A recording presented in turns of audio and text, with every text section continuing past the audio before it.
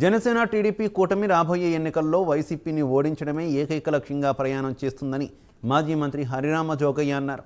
ఎన్నికల్లో ఈ కూటమి గెలిస్తే ఎవరు ముఖ్యమంత్రి అవుతారనే ప్రశ్నకు సరైన సమాధానం దొరకడం లేదన్నారు.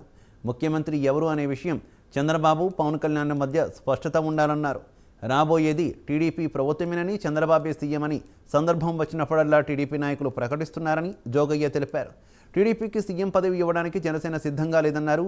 ప్రజలు కోరుకుంటే సీఎం అవుతానని పవన్ కళ్యాణ్ వివిధ సభల్లో ప్రకటించారని హరిరామ జోగయ్య వెల్లడించారు.